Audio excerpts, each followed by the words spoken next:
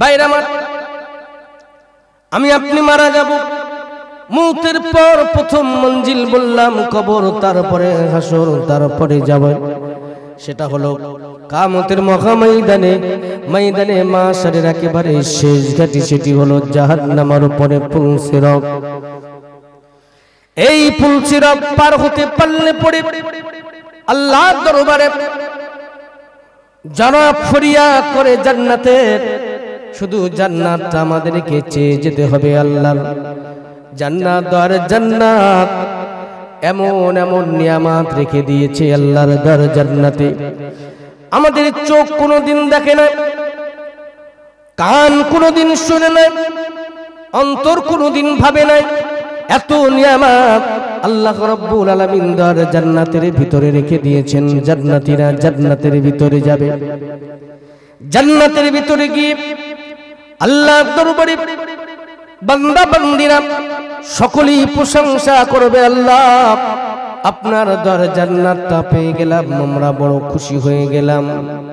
জান্নাতীরা জান্নাতের ভিতরে গিয়ে আল্লাহর প্রশংসা করতে থাকবে। রব্বুল আলামিন আল্লাহ পাক আমাদের অন্তর যেটা কোনোদিন পাবে না, চোখ কোনোদিন দেখে না, কান কোনোদিন শুনে নাই, এমন নিয়ামত আপনার দর জান্নাতের ভিতরে আল্লাহ আপনি রেখে দিয়েছেন।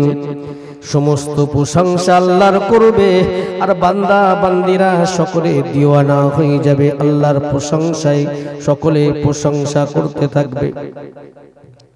तमाम জান্নাতীরা জান্নাতের নিয়ামতগুলো উপভোগ করবে। এমন সময় দেখতে পাওয়া যাবে ওই জান্নাতের ভিতরে একটা নূর, একটা জ্যোতি, একটা আলো দেখে সকলে থমকে যাবে। तमाम জান্নাতীরা বলবে, আল্লাহ সমস্ত নিয়ামত আমরা বুঝতে পেরেছি আল্লাহ, কিন্তু এই নূরটা কি, জ্যোতিটা কি আমরা বুঝতে পারি না আল্লাহ। ওই সময় আল্লাহ রাব্বুল আলামিন বলবে, এই জান্নাতীরা আমি আল্লাহ রাব্বুল আলামিন ওয়াদা করেছিলাম রে, আমি আল্লাহ ওয়াদা করেছিলাম। আল্লাহ কি ওয়াদা করেছিল? আল্লাহ রাব্বুল আলামিন এই तमाम বান্দা বান্দীদের তৈরি করেছে, ডাকি বলেছি আল্লাহর ইবাদত বندگی করার জন্য। যে সমস্ত বান্দা বান্দীরা আল্লাহর ইবাদত বندگی করে আল্লাহকে খুশি রাজি করার জন্য, আল্লাহ বড় খুশি হয়ে যায়। বিশেষ করে রমজানুল মুবারক, এই রমজান মাসের কথা কেন বলছি শুনেন। নামাজ লোক দেখানোর জন্য হতে পারে, হজ লোক দেখানোর জন্য হতে পারে, দান লোক দেখানোর জন্য হতে পারে, কিন্তু রোজা এমন একটা ইবাদত, এই রোজাটা তো এটা না খেলে যদি আপনি ঘরের ভিতরে নিজে নিজে দরজা দিয়ে খান, কেউ কি দেখতে পাবে? আপনি যদি খেয়ে বলেন আমি রোজায় আছি, সবাই বিশ্বাস করবে, কথা বলেন ঠিক কিনা? কিন্তু রোজা যারা করে তারা প্রকৃত ঈমানওয়ালা বান্দা বান্দী, কারণ সারাটা দিন না খাওয়া অবস্থায় কাটিয়ে দেয়। একবারে সন্ধ্যা লাগালাগি অবস্থায় যখন পশ্চিম আকাশে সূর্যটা ঢলে যায়, সূর্যিমামা লাল হয়ে যায়, আসরের পরে মাগরিবের কিছু সময় পূর্বে মনে করে দেখুন, প্রত্যেক রমজানুল মাসে আমরা ইফতারকে সামনে নিয়ে আমার আল্লাহর দরবারে হাত তুলে কাঁদি কি কাঁদি না? ভাইরা আমার, আল্লাহ রাব্বুল আলামিন রোজাদার বান্দা বান্দীদিগকে এত খুশি হয়ে যায় আল্লাহ রাব্বুল আলামিন। এই রমজান মাসটা হলো আল্লাহর মাস, আর এই মাসে ইবাদত বندگিতে যারা মগ্ন হয়ে যায়, রমজানুল মুবারকে ইফতারকে সম্মুখে নিয়ে যারা হাত তুলে দিয়ে আল্লাহর কাছে করন্দন করে, রব্বি আল্লাহ রব্বুল আলামিন, আল্লাহ আপনার দরবারে ফরিয়াদ করি, সারাটা দিন না খাওয়া অবস্থায় কাটিয়ে দিলাম আল্লাহ, ক্ষুধার জ্বালা যন্ত্রণা সব ভুলে গিয়ে কেবলমাত্র আপনাকে খুশি রাজি করার জন্য সারাটা দিন না খেয়ে কাটিয়ে দিলাম আল্লাহ। আমার আল্লাহ রাব্বুল আলামিন ওই সময় বড় খুশি হয়ে যায়, ফেরেশতাদেরকে ডেকে ডেকে দেখায়, এই ফেরেশতারা দেখ, তোরা নিষেধ করেছিলাম বান্দা বান্দীদেরকে তৈরি করবেন না, এই ফেরেশতারা তোরা দেখ, এই বান্দা বান্দিরা আমি আল্লাহ যে রব, আমি আল্লাহ যে তাদের সব, আমি আল্লাহ যে প্রভু মালিক, তারা স্বীকার করে নিয়ে আমি আল্লাহ আমাকে খুশি রাজি করার জন্য দেখ সারাটা দিন না খাওয়া অবস্থায় কাটিয়ে দিল।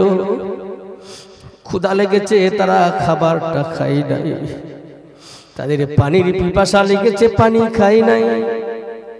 এখনো দেখ আমার বান্দা বান্দিরা, তাদের সামনে আছে ঠান্ডা পানি, তাদের সামনে আছে মিঠা পানি, তাদের সামনে আছে ফল ফলাদি, ইফতারি এগুলো থাকে কি থাকে না? এই সময় আল্লাহ রাব্বুল আলামিন ওই সময় ফেরেশতাদেরকে বলে, দেখ ফেরেশতারা দেখ, আমি আল্লাহ আমার দরবারে হাত তুলে তারা ফরিয়াদ করে, ইফতার সম্মুখে নিয়ে তারা ক্রন্দন করে, দেখ আমি আল্লাহ বড় খুশি হয়ে গেছি রে, আমার রোজাদার বান্দা বান্দির উপরে আমি আল্লাহ খুশি, আমি আল্লাহ রাজি। এই ফেরেশতারা তোরা সাক্ষী থেকে যা, এই সমস্ত বান্দা বান্দির তামাম জিন্দেগির সমস্ত বড় বড় গুনাহ খাতা, তামাম জিন্দেগির গুনাহ খাতাগুলোকে আমি আল্লাহ তাআলা মাফ করে দিলাম। আল্লাহ রাব্বুল আলামিন শুধু তাই নয়, রহমতের দুয়ারে জুস মেরে যায়। আর আল্লাহ রাব্বুল আলামিন বলে, এই ফেরেশতারা তোরা আরো সাক্ষী থেকে যা, দেখ আমার বান্দা বান্দিরা আমি আল্লাহ আমাকে খুশি করার জন্য, আমি আল্লাহ আমাকে রাজি করার জন্য সারাটা দিন না খাওয়া অবস্থায় কাটিয়ে দিয়েছে। দেখ আমি আল্লাহ এই সমস্ত বান্দা বান্দির, আমি আল্লাহ রাব্বুল আলামিন জান্নাতের ভিতরে আমি আল্লাহ এদেরকে স্পেশাল ভাবে আমি আল্লাহ খানা পিনা বন্টন করে আমি আল্লাহ নিজেই তাদেরকে খাওয়াতে থাকবো। কত বড় অফার দেখেন, শুনলে অবাক হয়ে যাবেন। আমার আল্লাহ আবার ওয়াদা করেন। বাপজি চলে যাচ্ছেন নাকি? বাপজি চলে যাচ্ছেন নাকি? ও আচ্ছা, উঠে বসছে। আচ্ছা আচ্ছা, কি আপনাদের অসুবিধা হচ্ছে নাকি? কষ্ট হচ্ছে আপনাদের? আলোচনা চলবে চলবে তো নাকি? ইনশাআল্লাহ চলবে। দেখি একটু তাকবীর দিয়ে পিকআপটা বুঝি। নারে তাকবীর, নারে তাকবীর। পিকআপ তো ঠিক আছে, আলহামদুলিল্লাহ। একজনও উঠবেন না, বিশ্বাস করুন আমি আপনাদের কষ্ট করে এসে কষ্ট দিতে চাই না। যখনই বলবেন যে দোয়া করে দেন, সঙ্গে সঙ্গে হাত তুলে দেবো, কোনো অসুবিধা নেই। তো ওঠাওঠি করবেন না। বুঝতে পারেন ওঠেনি, পিছনে গিয়ে বসেছে। সামনে আসবেন, ফাঁকা জায়গা রাখবেন না, শয়তান প্রবেশ করে। যাই বা হোক, আমি যে কথা বলছিলাম, আল্লাহ রাব্বুল আলামিন ওই সময় বলতে থাকে, এ ফেরেশতারা তোরা সাক্ষী থেকে যা, এই সমস্ত বান্দা বান্দির জন্য আমি আল্লাহ রাব্বুল আলামিন জান্নাতের ভিতরে আমি আল্লাহ আমার দিদার, আমি আল্লাহ আমার দর্শনটা দিয়ে দেব রে। এই ফেরেশতারা আমি আল্লাহ আমাকে তারা দেখে নাই, আমি আল্লাহকে বিশ্বাস করেছে, আমার জান্নাত দেখে না, জান্নাতের আশা করেছে, জাহান্নামকে দেখে নাই, জাহান্নামের ভয় করেছে। কিন্তু দেখ আমি আল্লাহ রাব্বুল আলামিন আজ খুশি হয়ে গেছি, এদেরকে আমি আল্লাহ রাব্বুল আলামিন জান্নাতের ভিতরে আমার দিদারটা, আমি দর্শনটা আমি আল্লাহ নিজে স্বয়ং দিয়ে দেব। ওই সময় মনে করে দেখেন, আজ ভুলে গেলে চলবে না। মনে আছে না জান্নাতীরা ওই নূর দেখে তারা থমকে গেছিল, চমকে গেছিল। যেই প্রশংসা করলেন আল্লাহর, যখন এটা দেখতে পেলেন, ওই সময় আল্লাহ বলেন, এই আমার বান্দা বান্দিরা, এই জান্নাতীরা, তোরা যে জান্নাতের ভিতরে নূরটা দেখতে পাস, যে জ্যোতিটা দেখতে পাস, এটা অন্য কিছু নয় রে, আমি আল্লাহ রাব্বুল আলামিন আমার নূরের জ্যোতি, আমার নূরেরই আলো। বাইরে আমার যেই তার আল্লাহর দিদারটা সরাসরি জান্নাতীরা পেয়ে যাবে, সকলেই তারা থমকে যাবে, চমকে যাবে, এক দৃষ্টিতে তারা তাকিয়ে থাকবে রবের দিকে, মালিকের দিকে, প্রভুর দিকে। একবার মনে করেন যে আল্লাহ আমাদের বানিয়েছে, এত মায়া করে, দয়া করে আল্লাহ রাব্বুল আলামিন আমাদেরকে বানিয়েছে। সেই আল্লাহর যদি সরাসরি দেখা হয়, কেমন পরিস্থিতি তৈরি হবে বুঝতে পাচ্ছেন কি পাচ্ছেন না? জান্নাতের ভিতরে যে আল্লাহর সঙ্গে দিদার হয়ে যাবে, সমস্ত বান্দা বান্দিরা সকলে এক দৃষ্টিতে তাকিয়ে থাকবে, তারা অন্যদিকে আর চাইবে না। এইভাবে তাকিয়ে থাকতে তাকিয়ে থাকতে থাকতে হঠাৎ আল্লাহ রাব্বুল আলামিন জান্নাতের ভিতর থেকে একটু আড়াল হবেন, একটু দিদার বন্ধ করে দেবেন, দেখতে পাবেন নূর নাই। তামাম জান্নাতীরা ডুকরে কেঁদে উঠবে, ও রব্বুল আলামিন আল্লাহ, জান্নাতের ভিতরে আপনার দিদার, আপনার দর্শন এত মজার, এত মজা, এত মজা। তামাম জান্নাতের ভিতরে যত নিয়ামত দেখেছি আল্লাহ, এতটা খুশি হই নাই, এতটা আনন্দিত হই নাই আপনার দিদারটা দেখবার পরে। আমরা সকলেই জান্নাতের ভিতরে দিওয়ানা হয়ে গেছিলাম। তামাম জান্নাতীরা আল্লাহর কাছে বলতে থাকবেন, ডুকরে কাঁদবেন আর বলবেন, আল্লাহ আপনার দিদার এত মজা, এত মজা, সেই দিদার কেন আপনি অল্প সময় দিলেন আল্লাহ, একটু বেশি সময় দিতে পারলেন না আল্লাহ। এই সময় আল্লাহ রাব্বুল আলামিন বলবেন, এই জান্নাতীরা আমি আল্লাহ রাব্বুল আলামিন তোদের কি অল্প সময় দিদার দিলাম? তোদের মনে হলো বান্দা বান্দি বলবে হ্যাঁ একটু অল্প সময়, এক মুহূর্ত দিদার দিলেন আল্লাহ। আল্লাহ রাব্বুল আলামিন বলেন, এই জান্নাতীরা আমি আল্লাহ তোদেরকে এক মুহূর্ত নয় রে, আমি আল্লাহ তোদের একটা মুহূর্ত দিদার দিয়েছি মনে হচ্ছে, কিন্তু না, আমি আল্লাহ আমাকে দেখার পর তোদের কোনো টাইমের জ্ঞান ছিল না। আমি আল্লাহ আমাকে দেখবার পর তোদের কোনো প্রকার সময়ের জ্ঞান ছিল না, এমন কি তোদের চোখের পলকটা মারতে তোরা ভুলে গিয়েছিলিস। এ জান্নাতীরা আমি আল্লাহ রাব্বুল আলামিন তোদেরকে দিদার দেওয়ার পরে তোরা ফানা ফিল্লাহ হয়ে গেছিলিস, আমার দিওয়ানা হয়ে গেছিলিস রে বান্দা বান্দিরা। আমি আল্লাহ রাব্বুল আলামিন আমাকে দেখার পর সময় কত সময় চলে গেল তোরা বুঝতে পারিস নাই। এই জান্নাতীরা আমি তোদেরকে এক মুহূর্ত দিদার দিই নাই রে, আমি আল্লাহ এইরকম ভাবে ৭০,০০০ বছর তোদের দিদার দিয়েছিলাম। তোদের কাছে একটা মুহূর্ত হতে পারে, কারণ তোদের সময়ের কোনো জ্ঞান ছিল না, এমনকি তোরা চোখের পাতাটাও মারতে ভুলে গিয়েছিলিস। আমি আল্লাহ আমাকে দেখবার পর এই জান্নাতীরা আমি আল্লাহ আমার দিদার ৭০,০০০ বছর দিয়েছি, তবু তোদের হয় না। বলবে আল্লাহ না, আল্লাহ তামাম জান্নাতের ভিতরে যত নিয়ামত, সমস্ত নিয়ামত নিয়ে নেন আল্লাহ। আমাদের দুঃখ নাই, কষ্ট নাই আল্লাহ, আপনার মজার দিদার, আপনার দর্শনটা আমরা সব সময় পেতে চাই।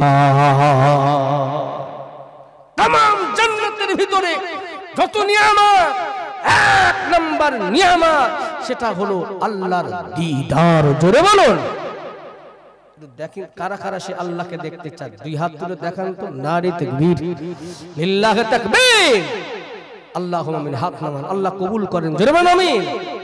এবার কিন্তু আমার শুরু হচ্ছে। এবার মেন কোথায়? কারণ এখন আমরা আল্লাহকে দেখতে চাই। চাই কি চাই না? চাই না। কারণ তামাম জান্নাতীরা বলবে, আল্লাহ জান্নাতের কোনো নিয়ামত আমাদের দরকার নাই, যদি আপনার দিদারটা পাই। আল্লাহ আপনার দিদারটা আমাদের কাছে এক নম্বর। আল্লাহ আপনার দিদারটা আমরা সব সময় পেতে চাই। জোরে বলুন। আল্লাহ রাব্বুল আলামিন সম্পর্কে বলছেন সূরা আল কাহফের ভিতরে ১১০ নম্বর আয়াত, শেষ অংশে আল্লাহ বলছে কি, ফামান কানা ইয়ারজু লিকা রাব্বিহি فليعمل عملا صالحا ولا يشرك بعبادة ربه أحدا। আল্লাহু আকবার বলেন। এই কথা বলছেন কি? আল্লাহ বলছেন ফামান কানা ইয়ারজু, তোমরা যদি তোমাদের আশা হয়, ইচ্ছা হয় কিসের? আল্লাহ নিজে প্রশ্ন করছে কিসের? লিকা রব্বিহি, আমি আল্লাহ আমাকে দেখবার। জোরে বলবেন না? দেখতে চান না আল্লাহকে? আরো জোরে হয় না সুবহানাল্লাহ? এটা আমার আল্লাহ বলছে, তোমাদের কি ইচ্ছা হয়, তোমরা আশা পোষণ করো আমি আল্লাহ আমাকে দেখবার? তাহলে শোনো, ফালইয়ামাল আমালান সালিহা, তোমরা নেক আমল সৎ কাজ করো। যদি ঈমান না থাকে আপনার নামাজ হবে না, যদি আপনার ঈমান না থাকে রোজা হবে না, যদি আপনার ঈমান না থাকে আপনার জিকির হবে না, আপনার ঈমান না থাকলে আপনার হজ হবে না, দান সাদাকা কোনো কাজে আসবে না। যেমন যদি পানির পাত্র একটা হয়, ধরে নেন এটা পানির পাত্র, যদি এটা ছিদ্র থাকে, যদি এতে আমি 2 কুইন্টাল পানি ঢেলতেই থাকি, যদি পিছনে ছিদ্র থাকে, পানি থাকবে না, সব পড়ে যাবে।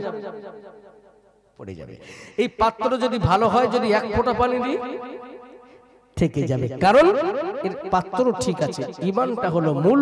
আপনার ঈমান আছে তো নামাজ থাকবে, ঈমান আছে তো রোজা করছেন থেকে যাবে, দান করছেন থেকে যাবে, হজ করছেন থেকে যাবে। যদি ঈমান না থাকে নামাজ কাজে আসবে না, রোজা কাজে আসবে না, দান কাজে আসবে না, হজ কাজে আসবে না। কারণ বলেন হুজুর কেমন? যেমন একটু বলি, এক উদাহরণ দিলে বুঝতে পারবেন।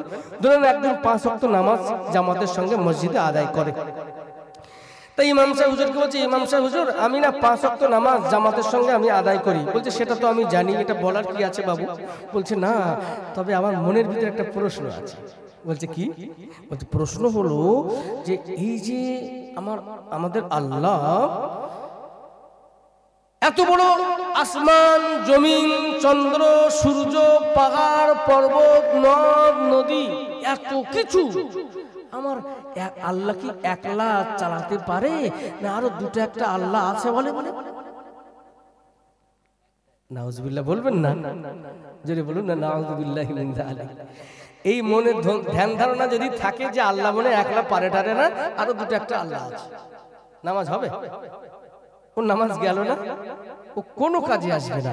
তাই সেটা হলো 1 নম্বরে, সেটি হলো ঈমান। জোরে বলুন না সুবহানাল্লাহ। আচ্ছা ঈমান এবার কোথায় পাওয়া যায় দেখি?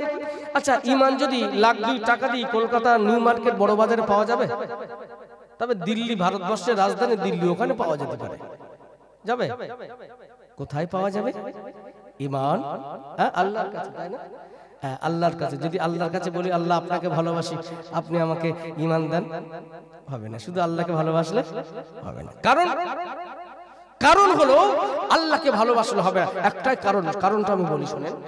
ঠিক এখন বর্তমান সিচুয়েশনে ঈমান লুটবার একটা পরিকল্পনা চলছে। ঈমান লুটবার একটা পরিকল্পনা চলছে।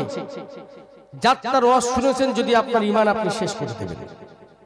সমস্ত বক্তা কিন্তু আলেম নয়, এটা ভাববেন। সমস্ত বক্তা আলেম নয়। আপনাকে যাচাই করে ওয়াজ শুনতে হবে, আপনি কার ওয়াজটা শুনছেন, তা না হলে কিন্তু ঈমানটা শেষ করে ফেলবেন। ভাইরাল বক্তা দেখলে হবে না, আলেম দেখতে হবে। বিশ্বাস করে আমি বাস্তব কথা বলছি, এটা গল্প নয়, আমি বাস্তব কথা বলছি। আমি সারাদিন মোবাইল আমার বন্ধ থাকে, 2.5 ঘন্টা মাত্র খোলা থাকে। কেন? আগেই বলেছি অনেক ব্যস্ত থাকি, মাত্র 2.5 ঘন্টা কথা বলি, বিকাল 5টা থেকে 7:30। তা বলেন যদি সারাদিন বন্ধ থাকে মোবাইলে 2.5 ঘন্টা ফোন কম আসবে না বেশি আসবে? সারাদিনের জমা ফোন বেশি আসবে না? ফোন আসছে, আমি জলসায় বার হব, রাস্তায় দাঁড়িয়ে আছি চায়ের দোকানের সামনে, গাড়ির অপেক্ষা, গাড়ি আসবে, ড্রাইভার আসবে, আমি উঠে বেরিয়ে যাবো। আমার বাজার পাশেই বাড়ি। তো আমি ফোন আসছে দেখে একজন দেখলাম আমার দিকে ফলো করছে, আমাদের বাজারের কথা বলছে। তো আমাকে বলছে আপনি কি করেন? আমি বললাম আমি একজন লেকচারার। বলছো তার মানে আপনি জলসা করেন, বক্তব্য দেন? জি। বলছে আপনি ইসলামিক লেকচারার? জি আমি ইসলামিক লেকচারার। বলছে আচ্ছা আপনি কি নিয়ে কথা বলেন? কোরআন আর হাদিস। তো বলছি কোরআনটা তো ঠিক আছে কিন্তু হাদিসটা তো ঠিক নাই। আমি বললাম হাদিসটা ঠিক নাই কেন? বলছে এটা তো মানুষ রচনা করেছে, মানুষ লিখেছে, কোরআনটাই এনাফ, যথেষ্ট, হাদিস দরকার নেই। আমি বললাম বাবু আপনার নাম? তার নাম বললেন মুসলিম। আচ্ছা আপনি যদি আপনার ডেজিগনেশন বলেন, আপনি কি করেন, আপনার পরিচয় যদি দেন, বলছে আমি একজন সার্ভিসম্যান, তো একজন পুলিশ অফিসার। গুড, ভালো হলো। মুসলিমও নাম দেখলাম, বুঝাতে তাহলে সমস্যা হবে না। আমি বললাম শোনেন, তাহলে আপনি যে বললেন হাদিস মানার প্রয়োজন নাই, তার মানে পক্ষান্তরে আপনি কি নবীর কথা বাদ দিতে বলছেন? বলছেন না, তা বলছি না, মানে আমি হাদিসের কথা বলছি। আরে হাদিসের কথা যদি বাদ যায় তো অটোমেটিক নবীর কথা বাদ যাবে। কথা বলেন ঠিক কি না? হাদিস মানে কি নবীর কথা, হাদিস মানে নবীর কথা, কথাগুলোই হলো হাদিস। আমি বললাম শোনেন, বলছি আমার কথা বলতে বলতে আমাকে বলছে আপনি না আপনার মতো আলেমকে আমি পড়াতে পারি। আচ্ছা আলহামদুলিল্লাহ, আমি যদি আপনার ছাত্র হতে পারি আমি খুব খুশি হব। তবে আমি ছাত্র হিসেবে আপনার একটা প্রশ্ন করছি। বলছে শুনে রেখে দেন, আমি অনেক ওয়াজ শুনি। নাম বললো, অনেক বড় বড় বক্তার নাম বললো, যারা ইন্টারন্যাশনাল বক্তা তাদের নাম বললো, নামটা আমি আর বলছি না। বলছে এদের বক্তৃতা আমি শুনি। আচ্ছা গুড। আচ্ছা বলেন তো ইসলাম মানে কি? আমি প্রশ্ন করলাম ইসলাম মানে কি? তো বলছে ইসলাম মানে হলো শান্তি। আচ্ছা গুড, এটা হলো পড়া। আপনি জানেন আলহামদুলিল্লাহ, আমি ইসলাম ধর্মটাকে নিয়ে, কোরআনটাকে নিয়ে রিসার্চ করছি, এটার উপরে হাদিসের উপরে আমি রিসার্চ করছি। আমার রিসার্চকৃত কথা একটু আপনাকে বলবো। বলছে হ্যাঁ অবশ্যই, অবভিয়াসলি আপনি বলুন, এটা আমার অবশ্যই জানা প্রয়োজন। আপনি যেটা বললেন ইসলাম মানে শান্তি, এটা পড়া, আপনি বিশ্লেষণ করেছেন। ইসলামের ভিতরে লুকিয়ে আছে আমাকে কি করতে হবে, নবীকে মানতে হবে কি হবে না, না শুধু আল্লাহকে মানতে হবে। দেখেন অল ইন ওয়ার্ল্ড যে ভাষা সেটি হলো ইংলিশ। আমি আপনাকে, যেহেতু আপনি শিক্ষিত মানুষ, আপনাকে ইংলিশে বলছি। ইসলাম 5 অক্ষরে দাঁড়িয়ে, ISLAM, ইসলাম কয় অক্ষরে দাঁড়িয়ে বাবু? 5টি। 1 নম্বরে আই ফর মাইসেলফ, আমি করি। তারপরে এস ফর সারেন্ডার, আত্মসমর্পণ। তারপর হলো এল ফর লজ, বিধান সমূহ। এখানে ল বলা হয়নি, লজ। আমি যেই লজ বললাম, শিক্ষিত মানুষ তো বললো এখানে লজ বললেন কেন, এস যুক্ত করলেন কেন? আল্লাহ এখন যে 1টা অক্ষর বাকি নাই, এখনো কয়টা অক্ষর বাকি আছে? 2টি। অতএব এখানে বহু বচন হবে। এটা হলো লজ, মানে বিধান সমূহ। বলছে কোন বিধান? বলছি তারপরে এ আছে, এম আছে। এ ফর আল্লাহ, তারপরে হলো এম ফর মুহাম্মদ সাল্লাল্লাহু আলাইহি সাল্লাম। Full sentence, I surrender to the lord of Allah and Muhammad সাল্লাল্লাহু আলাইহি সাল্লাম। জোরে বলুন। আচ্ছা আপনি যদি নবীকে বাদ দিয়ে দেন, তাহলে আপনি ইসলামের ভিতরে থাকলেন না, আপনি ইসলার ভিতরে থাকলেন। ইসলাম আর ইসলাম দুটো কি সমান? সমান নয়। এমটা বাদ দেওয়া যাবে না। অতএব তাহলে এটাকে আপনাকে নবীকে মানতেই হবে, কোনো যুক্তি কোনো উক্তি মানা যাবে না। কারণ স্বয়ং আল্লাহকে যদি আপনি বলেন আল্লাহ আপনাকে আমি ভালোবাসি, আল্লাহ আপনি আমাকে ঈমান দেন, আল্লাহ আপনাকে মানবো আর কাউকে মানবো না, চলবে? 12 নম্বর 3 সূরার নাম সূরা আল ইমরান, আয়াত নম্বর 31, সকলের জানা আয়াত। আল্লাহ রাব্বুল আলামিন বলছেন কুল ইন কুনতুম তুহিব্বুনাল্লাহা ফাত্তাবিউনি ইউহিব্বুকুমুল্লাহ। আল্লাহু আকবার বলেন। আল্লাহ রাব্বুল আলামিন বলেন আমার হাবিব, আমি আল্লাহ যদি আমাকে কেউ পেতে চায়, আমি আল্লাহ যদি আমাকে ভালোবাসতে চাই, সে যেন তোমাকে অনুকরণ করে, তোমাকে অনুসরণ করে, তাহলে আমি আল্লাহ আমাকেই ভালোবাসা হয়ে যাবে। তাহলে স্বয়ং আল্লাহ নির্দেশনা দিচ্ছেন কি, কাকে ভালোবাসতে হবে, কাকে অনুসরণ করতে হবে? নবীকে অনুসরণ করতে হবে। আচ্ছা নবীকে যদি আমরা ভালোবাসি তাহলে কি হবে দেখি, একটু হাদিসের দিকে যাওয়া যাক।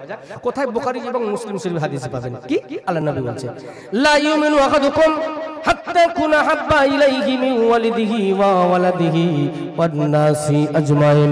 নবী আমার জানান লা মানে না, ইউমিনু মানে হলো ঈমান। খুব গভীর গুরুত্বপূর্ণ আলোচনা, সকলে শোনেন, এগুলো আপনাদের কাছে রাখবেন, ঈমান তাহলে নষ্ট করতে পারবে। লা মানে না, ইউমিনু মানে হলো ঈমান। লা ইউমিনু আহাদুকুম হাত্তা, অত সময়, হাত্তা মানে অতক্ষণ পর্যন্ত তোমরা পাবে না কি, ঈমান পাবে না কতক্ষণ? লা ইউমিনু আহাদুকুম হাত্তা আকুনা আহাব্বা ইলাইহি মিন ওয়ালিদিহি ওয়া ওয়ালাদিহি ওয়ান নাসি আজমাইন। সুবহানাল্লাহ। নবীজি আমার জানান অতক্ষণ পর্যন্ত ঈমান পাবে না কতক্ষণ পর্যন্ত, যত সময় মিন ওয়ালিদিহি ওয়া ওয়ালাদিহি, তোমার পিতামাতা তোমার সন্তানাদি অপেক্ষা। তারপরে নবী আবার বলছে অ এবং নাস আজমাইন, সমস্ত মানুষ অপেক্ষা যদি আমি রাসূল আমাকে মহব্বত না করতে পারো তাহলে পরে তুমি ঈমান পাবে না।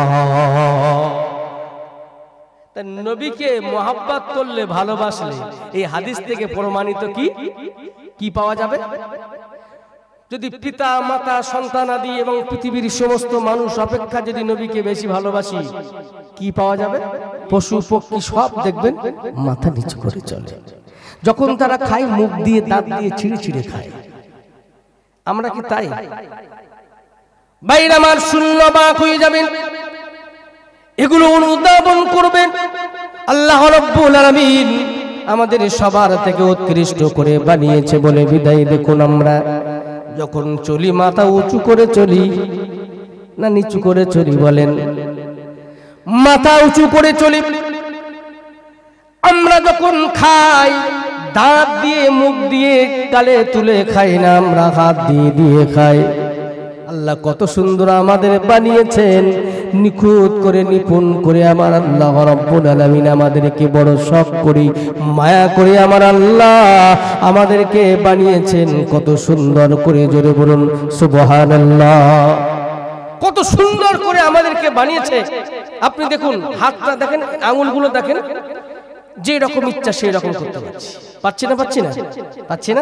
ভাত তুলে নিচ্ছি, গালে দিচ্ছি, কিন্তু ধরেন হাত যদি এরকম হতো, ধরেন হাতের হয় না সোজা, তো ভাত মাখাতাম কি করে, খেতাম কি করে? তো কাটা চামচ, এ কি চাউমিন খাওয়া, তো কাটা চামচ হয়ে গেল সোজা, ভাত দেবো কি করে গালে? কথা বলেন ঠিক না? এই হাত যদি শুধু লম্বা থাকে এরকম, হ্যাঁ, বাসে উঠতে কি করি, বাজার ঘাটে যেতে কি করি, এরকম করে হাঁটলে মানে কি অবস্থা হতো বুঝতে পারছেন? কিন্তু আল্লাহ কত নিখুঁত করে বানিয়েছেন। মানে হাত গোটো করে নিলাম, পা গোটো করে নিলাম, হাত একটু উঁচু করলাম, ব্যথা করছে একটু এরকম করলাম। বল বেয়ারিং সেট করে দিয়েছে কে? যেমনটি প্রয়োজন আল্লাহ তেমন বানিয়েছে। আরো দেখুন, এগুলো ভাববেন আল্লাহ আমাদের উৎকৃষ্ট করে বানিয়েছে। আপনি দেখুন এই জগৎ, ধরুন আপনার ছেলে কাশ্মীরে গেল, 5 কেজি আপেল আনলো, কিন্তু এদিকে হয়েছে কি, ধরেন আল্লাহ চোখ আমাদের এখানে না দিয়ে ধরেন মাথার পিছনে দিয়েছে, নাকটা ধরে নেন এখানে না হয়ে হাঁটুতে দিল, আল্লাহ ধরে নেন গালটা বাম সাইডে কোমরে দিল। তাহলে আপনার ছেলে কাশ্মীর থেকে বাড়ি আসলো, আপনার দেখতে ইচ্ছা করবে না এই আপেলটা কাশ্মীরি আপেল লাল না কালো না সাদা? ইচ্ছা হবে। আপেলটা নিয়ে যেতে হবে কোথায়? চোখ আছে কোথায়? মাথার পিছনে। এই চোখ দেখবেন আপেলটা সাদা না লাল না কালো? তা বললো না মোটামুটি লাল আছে। আচ্ছা, এই এত রাস্তা ট্রেনে এসেছে, পচে গেছে না ভালো আছে, গ্রিন সিগন্যাল দেবে কে? না, এটা আছে কোথায়? হাঁটুতে। তাহলে আবার ঘুরিয়ে হাঁটু দেখবেন, শুকে দেখবেন ভালো না পচা না ভালো, তো বলছে না মোটামুটি ভালো আছে, খাওয়া যাবে। এ গাল আছে কোথায়? বলেন বলেন। বাম সাইডে কোমরে, ওই বাম হাত দিয়ে ঘুরিয়ে গাল তুই এবার খা। কত রকম সমস্যা বলেন বাইরে, কিন্তু না আল্লাহ রাব্বুল আলামিন আমাদের কি কত নিখুঁত করে বানিয়েছেন, শখ করে মায়া করে দয়া করে আল্লাহ বানিয়েছেন আমাদের নিজে কুদরতি ক্ষমতায়, নিজে কুদরতি হাত দিয়ে। প্রথমেই দিয়েছে চোখ, তারপরে নাক, তারপরে হলো গাল। আপেল শুধু সামনে ধরবেন, চোখ বলবে ভালো না, চোখ বলবে লাল, নাক বলবে ভালো, আর গাল বলবে যত পারো ঠেলো। একদম সিরিয়াল বাই সিরিয়াল। কথা বলেন ঠিক কি না? শুধু এক জায়গায় ধরলেই কাজ কমপ্লিট, গালে দাও গবাগপ চিবো আর ঠিক ঢোকলো। জায়গা দিয়ে আরো দেখেন, এখানে বসে জায়গা বসে আপনি চোখে মারেন তো, চোখে লাগছে? লাগে লাগে, চোখে লাগে কেন লাগছে? এখানে আল্লাহ সামসেট বানিয়ে দিয়েছে। কি বানিয়ে দিয়েছে? চোখের উপরে। কেন? দেহের ভিতরে সব থেকে সূক্ষ্ম জায়গা সেটা হলো চোখ। দেহের ভিতরে সব থেকে সূক্ষ্ম চোখ। ধরেন 80 গতিতে বাইক চালাচ্ছেন, চোখে চশমা নাই, হেলমেট নাই, ধরেন একটা ছোট্ট পোকা পড়লো, কি মনে হয় বলেন? কে বোম মারলো নাকি বলেন চোখের ভিতরে? মনে হবে না? হবে না। 80 স্পিডে যাচ্ছেন, একটা চোখে পোকা পড়লো, মনে হয় ঢিল মারলো নাকি কেউ? মনে হবে না? হবে না? হয় না? কত সূক্ষ্ম, সব থেকে সূক্ষ্ম আল্লাহ চোখ বানিয়েছে। তাকে আল্লাহ কত সুন্দর করে হেফাজত করেছে দেখেন। এই চোখের ভিতরে যা লিকুইড দিয়েছে আল্লাহ, কেন যদি লিকুইড এই যে পানি যদি না থাকতো চোখ এইরকম এইরকম বারবার বারবার এই এত পরিমাণে পৃথিবীতে এই ধোয়া পলিউশন এগুলো এত নোংরা এত বাজে, চোখ যদি পাতা না থাকতো চোখ একদিনই কানা হয়ে যেত। এত দূষিত আপনার দূষিত বাতাসের সঙ্গে যা ঘুরে বেড়াচ্ছে এগুলো যদি চোখে থাকতো সব চোখ কানা হয়ে যেত। কিন্তু আল্লাহ এমন লিকুইড দিল, সেকেন্ডে সেকেন্ডে চোখ পড়ছে, পড়ে না পড়ে না, একবার করে পড়ছে সঙ্গে সঙ্গে ক্লিয়ার। জোরে বলুন। দেখবেন এই শীতের সময় চার চাকা যারা আছে একমত হবেন, দেখবেন একটু চললে ঝাপসা হয়ে যায় না, ধুলো বালি পড়লে কাঁচ, সামনে কি থাকে? ওয়াইপার থাকে না, রাবার, শুধু এরকম ভাবে ঘোরে থাকে না, কাঁচে ঘোরে না, কেন? ওটা ক্লিয়ার করে। আর এরকম টানলে প্রচুর করে পানি বের হয়, এটা সঙ্গে সঙ্গে কাঁচ ক্লিয়ার, মানে লিকুইড শ্যাম্পু দিল আর এটা ক্লিয়ার করে দিল। তাই আমার আল্লাহ এই যে চোখের পাতা ওয়াইপার দিয়েছে, ভিতরে শ্যাম্পু পানি এমন লিকুইড দিয়েছে মৃত্যু পর্যন্ত এটা অটোমেটিক এই লিকুইড শেষ হয় না। জোরে বলো। শুধু তাই নয়, চোখে লাগে না কেন বললাম? দেখবেন দেহের ভিতরে যত হাড় আছে সব ভাঙে, অ্যাক্সিডেন্ট হলে দেখবেন পা ভাঙে, হাঁটু ভাঙে, হাত ভাঙে, কনুই ভাঙে, মাথা ফাটে, ফাটে না ফাটে? কিন্তু এই জায়গাটা ভাঙতে কাউকে দেখেছেন? এই জায়গাটা ভাঙতে কেন বলেন তো? দেহের ভিতরে যত হাড় আছে সব থেকে শক্ত হাড় এই জায়গাটা। সুবহানাল্লাহ বলবেন না?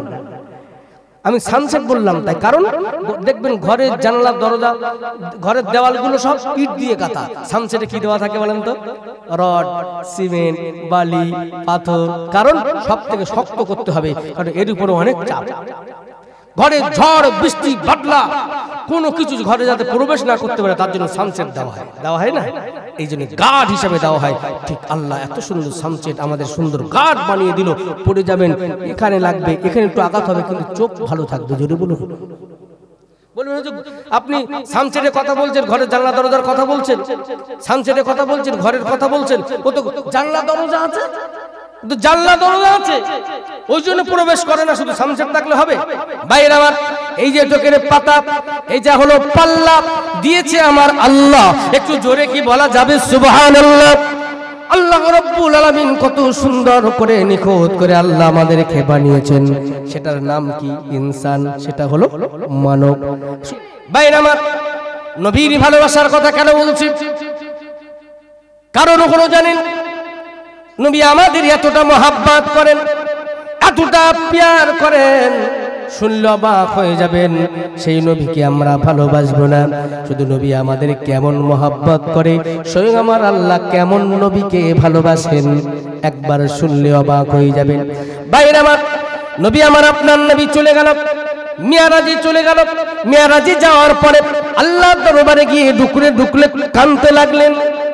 মিয়ারাজের ঘটনা বলবো না, শুধু মূলত থিমসটা বোঝানোর জন্য। নবী আমাদের কতটা মহব্বত করে, সেই নবীকে আমরা ভালোবাসবো না? কেমন মহব্বত করে?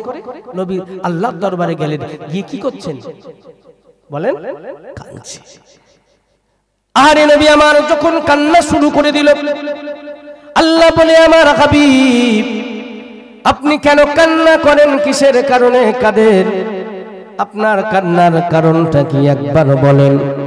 নবী আমার বলেন, গো রব্বুল আলামিন আল্লাহ, আপনি তো আলিমুল গায়বিস সামিউল বাসির, সব শোনেন, সব জানেন। আমি কোন কারণে কান্না করি, কিসের কারণে কাঁদি আপনি তো জানেন, তাহলে আপনি আমাকে জিজ্ঞাসা করছেন? আল্লাহ বলে, আমার হাবিব আপনি কেন কান্না করেন, কিসের জন্য কাঁদেন, আমি আল্লাহ সব জানি। তথাপিও আপনার জবান থেকে আমি আল্লাহ শুনলে পরে আমি সেটাকে কবুল করতে আমি আল্লাহ বড় ভালোবাসি। আপনার জবান থেকে শুনতে চাই। আল্লাহ দরবারে নবী আমার ডুকরে কেঁদে উঠে বলে, ও রব্বুল আলামিন আমার অন্য কোনো কারণ নাই, আমি একমাত্র কান্না করি আমার উম্মাত উম্মতির কথা মনে পড়ে গিয়েছে। আল্লাহ ও রব্বুল আলামিন আমার উম্মাত উম্মতানি দিগকে আমি বড় মহব্বত করি। আল্লাহ বলে, আমার হাবিব আমি তো সেটা জানি। বলে, আপনার উম্মাত উম্মতির নাম? বলে, আমার উম্মাত উম্মতির নাম গুনাহগার। আল্লাহ বলে আমার হাবিব রে আপনি কান্না করবেন না, আপনি কাঁদবেন না, আপনার উম্মতের নাম যদি গুনাহগার হয় আমি আল্লাহ তো আমার নামও ক্ষমাকার। আমার হাবিব আপনি কাঁদবেন না, আমার হাবিব রে আমি তো ক্ষমাকার, আমি ক্ষমা করে দেব। আমি আল্লাহ আমার কাছে তওবা করবে, পাহাড় পাহাড় পরিমাণ যদি গুনাহ করে ফেলে আমি আল্লাহ আমার কাছে যদি একবার তওবা করে আমি আল্লাহ কথা দিলাম আপনার উম্মতানি তামাম জিন্দেগি পাহাড় পাহাড় পাহাড় পরিমাণ গুনাহ আমি আল্লাহ সব মাফ করে দেব। ভাইরা আমার, নবীজি একটু চুপ থাকলেন, আবার কান্না করতে লাগলেন। আবার আল্লাহ বলে আমার হাবিব আপনি আবার কান্না করেন, কিসের জন্য কাঁদেন, কোন কারণে কাঁদেন? আবার আল্লাহর দরবারে আমার আপনার নবী বলতে লাগেন, ও রব্বুল আলামিন আপনি তো সব জানেন আমি কিসের জন্য কাঁদি, আমার তো অন্য কোনো কারণ নাই, আমার নিজের জন্য কাঁদি না, নিজের জন্য কিছু চাই না। ও রব্বুল আলামিন আল্লাহ আমার একটা কথা মনে পড়ে গিয়েছে, অন্যান্য নবী পাকের উম্মতানির তাদের জন্য আর আমার উম্মতানির কথা মনে পড়ে গিয়েছে তাদের জন্য। অন্যান্য নবী পাকের আল্লাহ আপনি যত মুজিজা দিয়েছিলেন তারা ইন্তেকাল হয়ে গেছে, তাদের সমস্ত মুজিজা বন্ধ হয়ে গিয়েছে।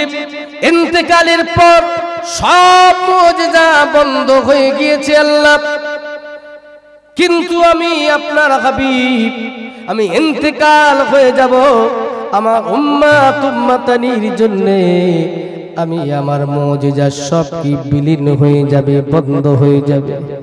আল্লাহ বলে আমার হাবিব সব থেকে আপনার বড় মুজিজা সেটা হলো কোরআনুল মাজিদ, সেটা হলো কোরআনুল কারীম। আমি আল্লাহ কথা দিলাম হাবিব রে কিয়ামত পর্যন্ত আপনার উম্মতানির জন্য আপনার যে বড় মুজিজা কোরআনুল মাজিদটা আমি আল্লাহ স্বয়ং নিজেই রক্ষণাবেক্ষণের দায়িত্বটা আমি আল্লাহ স্বয়ং নিজে নিয়ে নিলাম। সব থেকে বড় মুজিজা কোরআনুল মাজিদটা আমি আল্লাহ নিজে দায়িত্ব নিয়ে নিলাম, এর কেউ কোনো ক্ষতি করতে পারবে না। তাই চেয়েছিল না তালাকটাকে শেষ করার, পেরেছিল? কোরআনের শব্দ আছে না, সেটাকে শেষ করার চেষ্টা করেছিল, তালাক প্রথা বন্ধ করার চেষ্টা করেছিল, পেরেছিল? এই বিধানটা কার? জোরে বলেন। বাইরে আমার আমি আপনাদেরকে বোঝাতে চাইছি নবী আমাদের কতটা মহব্বত করেন, একটু গভীরে আপনি ভাবেন। আমার আপনার নবী দয়ার নবী যখনই এই কথা শুনলেন, আল্লাহ যখন বললেন সব থেকে বড় মুজিজা কোরআনুল মাজিদটা আপনার জন্য আপনি কিয়ামত পর্যন্ত রেখে দিলাম, ওই সময় নবী আমার ডুকরে কেঁদে উঠে বললেন আল্লাহ এটা আমি মেনে নিলাম, কিন্তু আপনার সঙ্গে আমার যে মিরাজ, আপনার সঙ্গে যে আমার দেখা, এই যে আপনার কাছে মিরাজ অর্থাৎ দিদার আমি আপনাকে পেলাম, এই দিদারটা এটা তো কোন বড় মুজিজা নয়। ও রব্বুল আলামিন এই মুজিজা আমার গুনাহগার উম্মতানির জন্য আমি রাসূল এটা রেখে দিতে চাই। যাই হোক